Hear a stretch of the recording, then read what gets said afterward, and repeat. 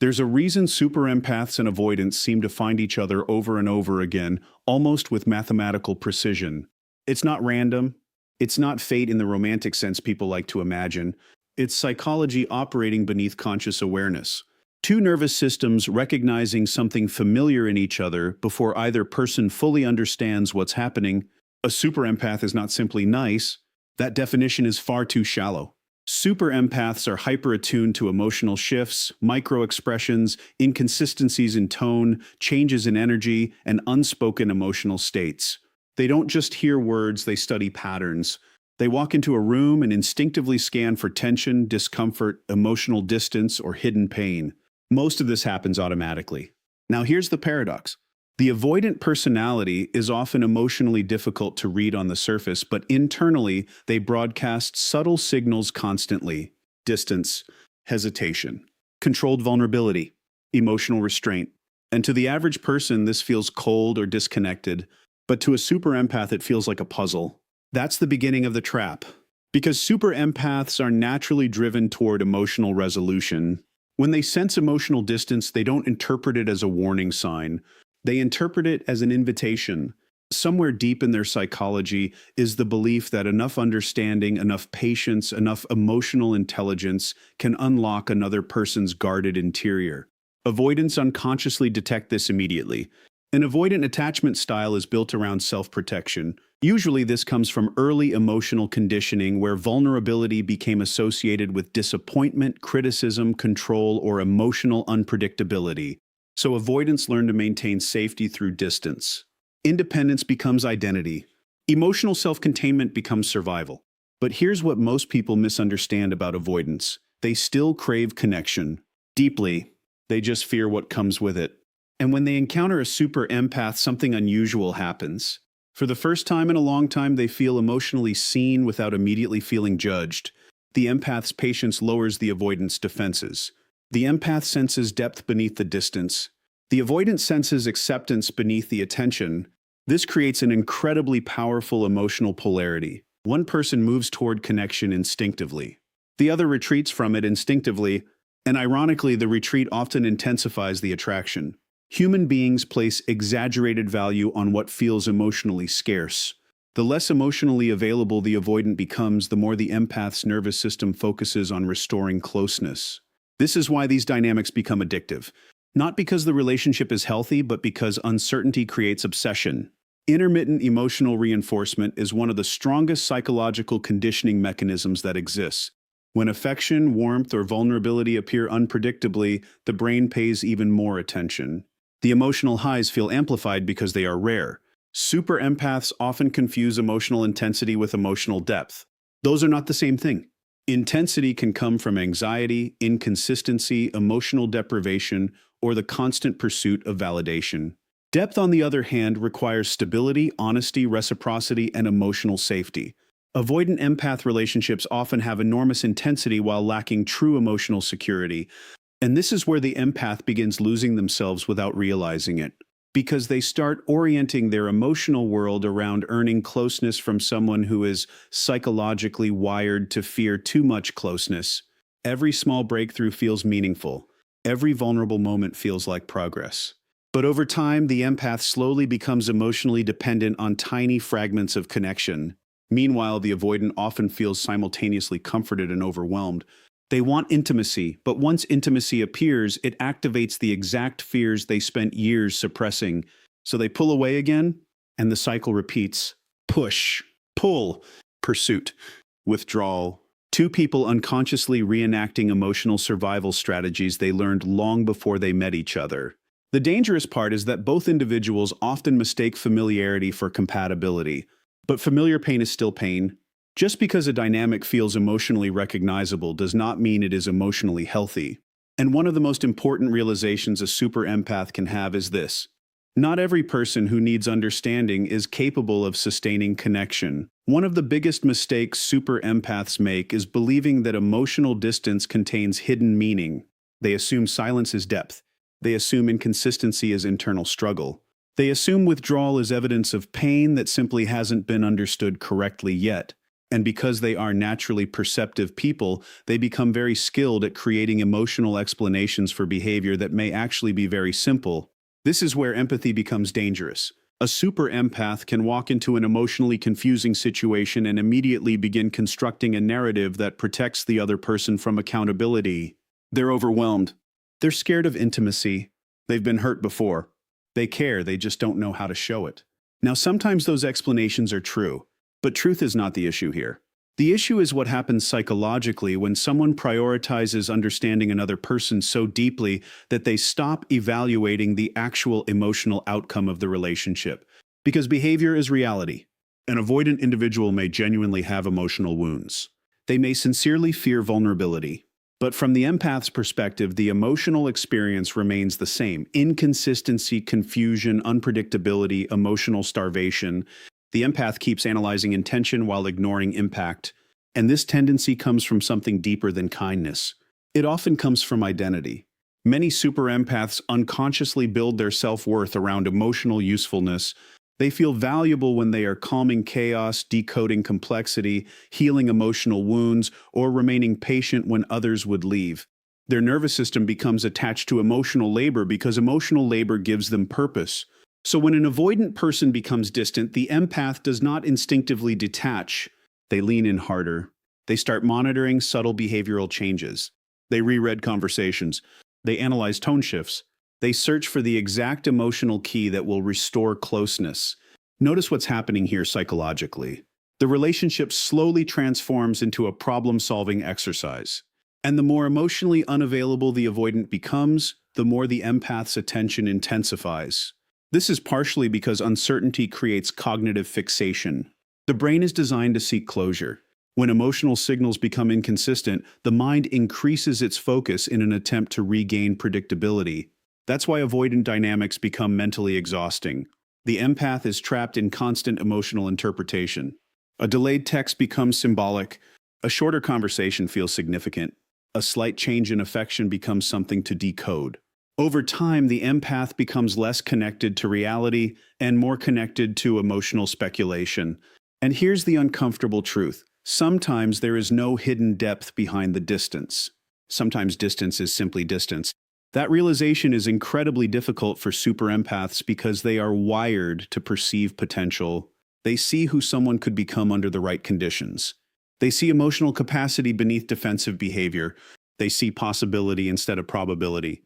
But relationships cannot survive on potential alone. You cannot build emotional safety with imagined future versions of people. You can only build it with consistent behavior in the present. This is why super empaths often stay in emotionally imbalanced relationships far longer than other people would. Their empathy creates endurance.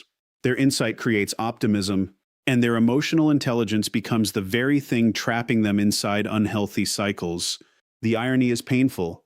The empath believes their deep understanding is helping the relationship survive, while in reality it may be preventing them from recognizing that the relationship itself is fundamentally unstable. And avoidants rarely interrupt this dynamic early because the empath provides something emotionally soothing. Low pressure, high understanding, endless patience. The avoidant feels accepted without needing to fully engage emotionally all the time. But eventually the imbalance surfaces. Because human beings cannot thrive indefinitely in one-sided emotional systems. At some point, even the most emotionally intelligent person begins feeling unseen, emotionally depleted, and psychologically isolated. The empath starts realizing they are carrying the emotional weight of two people. And this is where many super empaths face a brutal internal conflict. They confuse letting go with abandoning someone, but those are not the same thing. Walking away from emotional inconsistency is not cruelty. Refusing to chase unavailable people is not selfishness. And recognizing unhealthy patterns is not a failure of compassion. Real empathy includes yourself. And the moment a super empath learns to stop translating emotional distance into emotional potential, the entire pattern begins to break. To really understand why super empaths and avoidants become magnetically entangled, you have to understand something most people completely miss about avoidant personalities. Avoidance is not the absence of emotion. It is the management of emotion through distance. That distinction changes everything. From the outside, avoidants often appear calm, detached, hyper-independent, or emotionally unaffected. They can seem rational to the point of coldness. But internally, many avoidants experience emotions with enormous intensity. The difference is that they learned very early in life that emotional dependence felt dangerous. Usually this pattern develops through repeated experiences where vulnerability was met with instability. Maybe emotional needs were ignored, maybe affection was inconsistent, maybe closeness came with criticism, control, shame, or disappointment. Over time, the nervous system adapts. The child learns a survival strategy, minimize emotional reliance on other people. And if that strategy works long enough, it becomes identity. This is why many avoidants become deeply attached to self-sufficiency. Independence is not just preference for them, it becomes psychological armor. They feel safest when they are emotionally self-contained, difficult to read, and difficult to need. But here's the contradiction living underneath all of it. Human beings are biologically wired for connection. No attachment style fully escapes that reality. Even the most emotionally distant person still wants understanding, acceptance, intimacy, and emotional safety. The avoidant wants closeness too. They just fear the loss of control that closeness might bring. So they develop a paradoxical relationship with intimacy. They move toward connection until connection starts feeling too real. Then the nervous system interprets emotional vulnerability as risk. And the moment risk appears, distancing behaviors activate automatically, pulling away, becoming harder to read. Needing space, reducing communication, focusing on work, routines, distractions, or independence. This is not always conscious manipulation. In many cases, it is automatic self-protection. Now imagine what happens when this personality encounters a super empath. The empath doesn't immediately reject the avoidant's guarded behavior. In fact, they often do the opposite. They become more patient, more understanding, more emotionally available. And for the avoidant, this feels unusually safe at first. Because most people eventually demand emotional reciprocity, most people eventually become frustrated with distance. But the super empath often remains emotionally present far longer than others would. They attempt to understand the avoidant instead of immediately judging them. To the avoidant nervous system, this can feel deeply relieving. For once, they are not being pressured into emotional exposure before trust feels safe. The empath creates emotional space without immediate rejection. And that experience can feel incredibly rare for someone who has spent years protecting themselves from intimacy. But here's where the hidden complexity appears.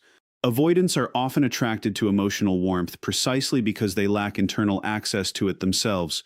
The empath represents emotional fluency, emotional openness, emotional intuition, the very qualities the avoidant struggles to sustain consistently.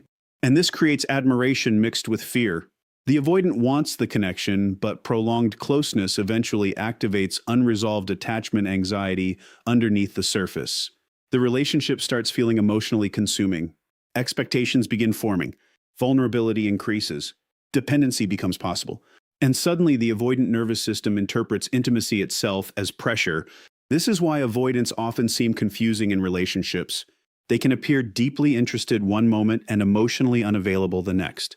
Warmth followed by withdrawal, intimacy followed by distance, presence followed by silence. To the empath, this inconsistency feels personal. But for the avoidant, it often feels necessary. That does not excuse harmful behavior, but it explains the psychological mechanism behind it.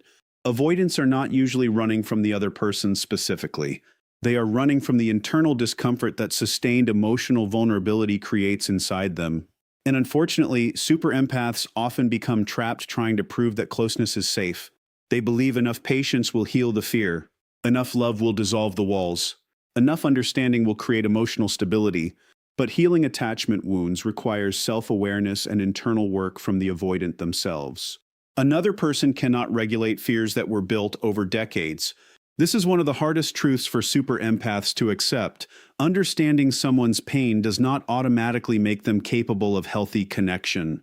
And sometimes the person who longs for intimacy the most is also the person most afraid of receiving it. At the beginning of these dynamics, the super empath often feels energized by the connection. There's intensity, mystery, emotional contrast. The avoidant appears complex, guarded, difficult to fully reach. And for someone who is deeply intuitive and emotionally perceptive, that can feel compelling. The empath believes they are building something meaningful because every small emotional breakthrough feels earned. But over time, something subtle starts happening. The relationship becomes emotionally asymmetrical. One person is consistently moving toward connection, while the other is consistently regulating connection. One person is initiating emotional conversations, maintaining closeness, monitoring emotional stability, and trying to preserve intimacy. The other is deciding, consciously or unconsciously, how much emotional access feels tolerable at any given moment. And eventually, the empath begins living in reaction to the avoidant's emotional availability. This is where emotional exhaustion starts developing, not all at once, slowly, quietly. The empath starts overanalyzing communication patterns. They become hyper-aware of emotional shifts. They notice changes in tone, energy, responsiveness, facial expressions, timing. They begin anticipating withdrawal before it happens. Their nervous system becomes trained to monitor instability constantly. This creates a state of psychological vigilance. And vigilance is exhausting because the body interprets emotional unpredictability as a potential threat. The empath may not consciously recognize it, but they are slowly entering a chronic stress cycle. Their emotional state becomes dependent on emotional reassurance that arrives inconsistently. That inconsistency is important, because consistent affection creates emotional safety. Inconsistent affection creates emotional dependency. The human brain becomes obsessed with unpredictable rewards. This is the same reinforcement pattern seen in addictive behavioral loops. When warmth and connection appear unpredictably, the brain assigns enormous emotional value to those moments. The empath starts chasing emotional resolution instead of experiencing emotional peace. And here's the dangerous part. The empath often mistakes this heightened emotional activation for love. But anxiety and love are not the same experience. Real emotional connection expands your nervous system. It creates stability, clarity, and psychological safety. Unhealthy attachment patterns create hypervigilance, emotional confusion, and obsession disguised as passion. Over time, the super empath begins sacrificing themselves in ways that initially feel small. They become more patient than they really want to be. They tolerate emotional inconsistency they would normally question. They suppress needs to avoid overwhelming the avoidant. They accept minimal emotional reciprocity because they keep hoping deeper connection is right around the corner. And slowly they begin abandoning their own emotional reality. This is why emotionally one-sided relationships become so psychologically disorienting. The empath spends so much time trying to understand the avoidant that they stop understanding themselves. Their focus becomes externalized completely. How do I make them feel safe? What did I do wrong? How can I explain myself better? How do I stop them from pulling away? Notice the pattern. The empath becomes responsible for maintaining emotional equilibrium for two people, and eventually exhaustion turns into self-doubt. Because no matter how emotionally intelligent the empath becomes, they cannot create security alone. Human connection requires mutual participation, but the empath often internalizes the avoidance distance as evidence that they are somehow failing emotionally. So they try harder, more understanding, more patience, more emotional labor, more self-sacrifice. And ironically, the more they overfunction emotionally, the less balanced the relationship becomes. The avoidant unconsciously adapts to receiving emotional support without needing to fully reciprocate it consistently. The imbalance becomes normalized. This is why super empaths frequently wake up one day feeling emotionally depleted without understanding how they got there. They gave gradually, continuously, and often without limits. Not because they were weak, because they were hopeful. But hope without boundaries becomes self-destruction. And one of the most transformative moments for a super empath is realizing that love is not measured by how much pain you can tolerate for another person. Emotional suffering is not proof of emotional depth. Constantly earning small fragments of connection is not intimacy. Healthy relationships do not require one person to disappear emotionally so the other person can remain comfortable. Eventually, every super empath reaches a crossroads. Continue chasing emotional availability from someone who fears sustained closeness, or finally recognize that mutual connection should not feel like emotional survival. And the moment that realization becomes real, the cycle begins losing its power. The most important shift for a super empath is not learning how to understand avoidance better. They already understand people deeply, in many cases too deeply. The real transformation begins when the empath starts understanding themselves with the same level of honesty they've always reserved for everyone else. Because eventually, every super empath has to confront a difficult question. Why does emotional unavailability feel so emotionally meaningful? That question changes the entire framework. Most super empaths spend years focusing outward, studying behavior, decoding emotional patterns, anticipating needs, calming conflict, preserving connection. But healing begins when attention turns inward. When they stop asking, why are avoidants like this? And start asking, why have I normalized relationships where I must constantly earn emotional security? That is where the cycle finally starts breaking.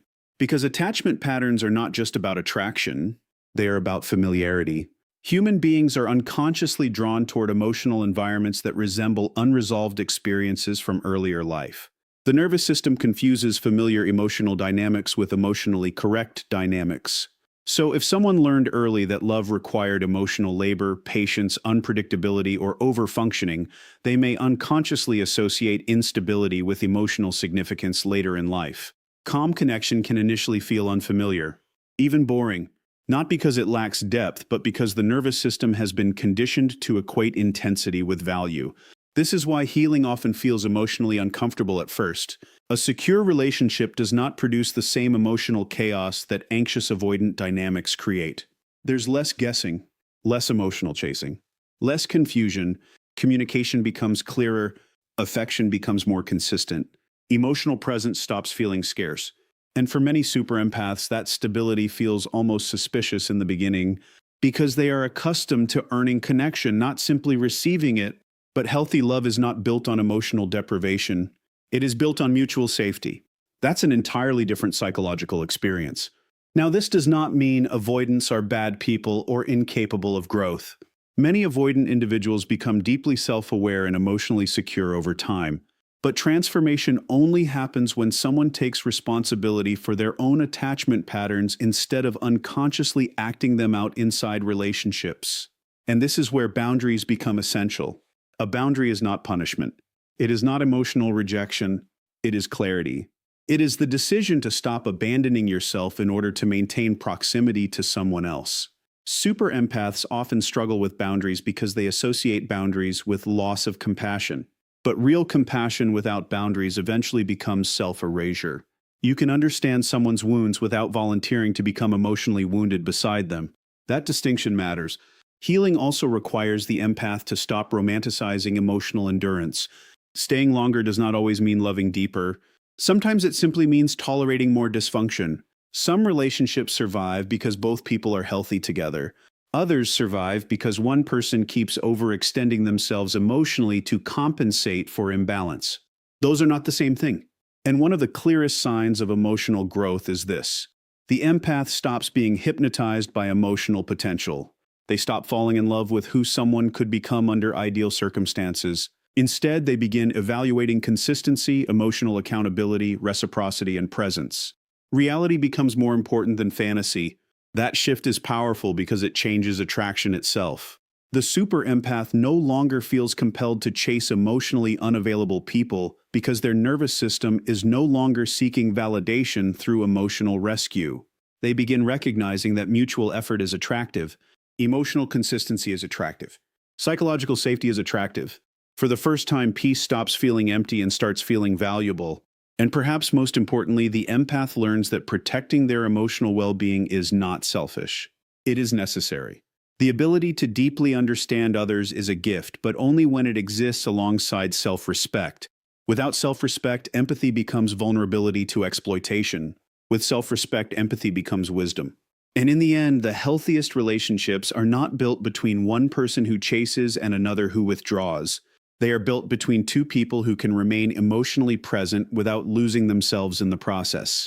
Because real connection does not require you to abandon yourself to keep someone else close.